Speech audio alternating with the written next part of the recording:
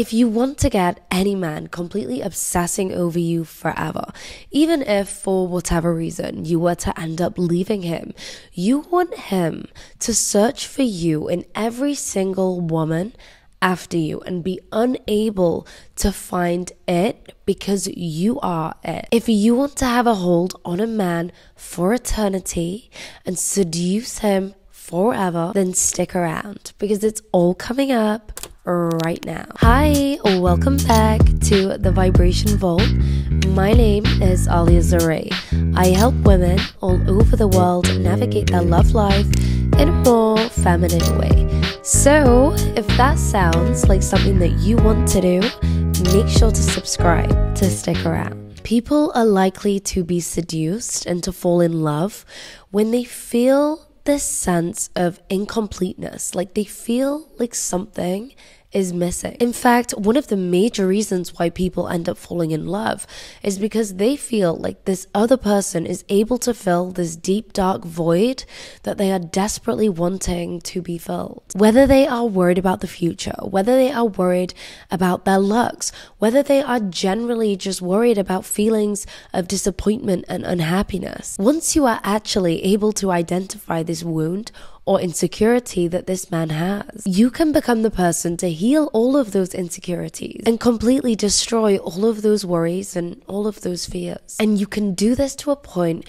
where you make him feel completely safe to be himself around you. And then subconsciously what this does is it leads him to believe that you are actually the only person who can heal him, who he can feel himself with, where he feels genuinely seen and heard. When a man feels like all of his deepest, darkest secrets and insecurities and worries do not bother you, they do not scare you, that is when a man becomes extremely powerful. He's going to start to feel like a confident man, which in turn is going to manifest and help him actually show up in your reality as this confident and charming man with no insecurities and no worries whatsoever. You have to also understand how to mix pain with pleasure. Kindness is important, but over time it soon becomes monotonous. In fact, being too nice to a man is a huge mistake,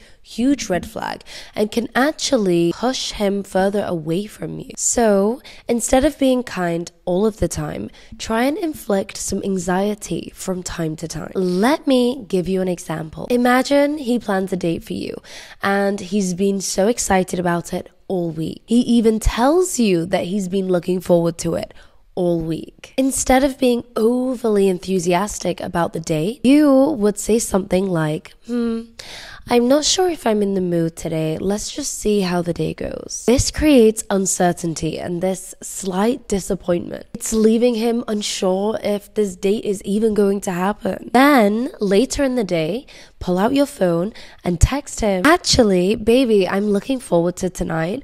I can't wait to see you. By shifting from hesitation to excitement, you've just created a moment of tension that now he has to sit with, followed by the relief that the date is actually finally back on. This makes the time that you do spend with him extra special because he wasn't even sure if it was going to happen or not. This unpredictability keeps him emotionally engaged. The contrast between tension and pleasure strengthens his emotions and feelings towards you. It also exhibits so much feminine energy.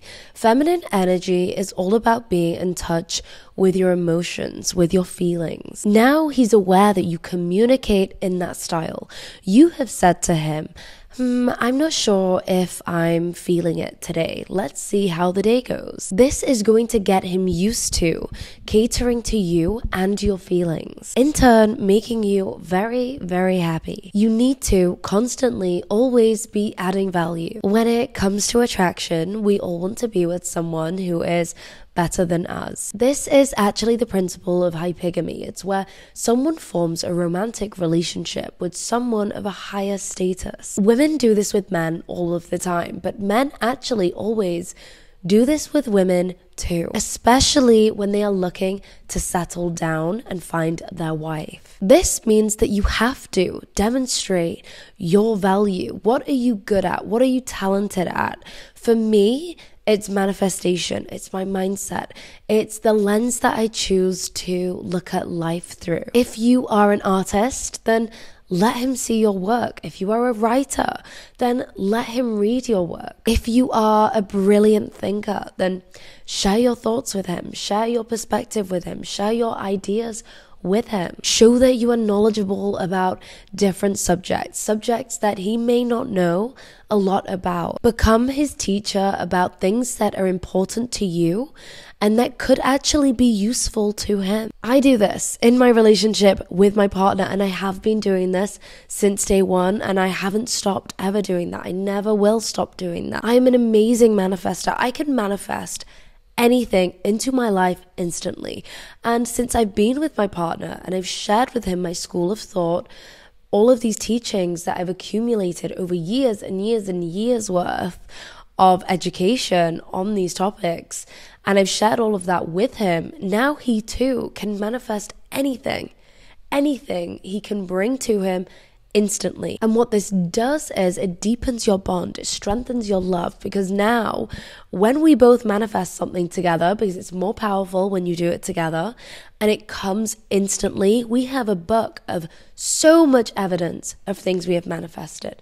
So find out what your talent is, what you are knowledgeable on, what you can share with him, what would be interesting to him, and teach him. Your aim is to make him appreciative of you and value your perspective whilst maintaining his self-esteem. So that is a wrap for today's episode. If you enjoyed today's episode, then please make sure to hit the thumbs up and let me know your thoughts in the comments below. So until next time, I love you. Bye.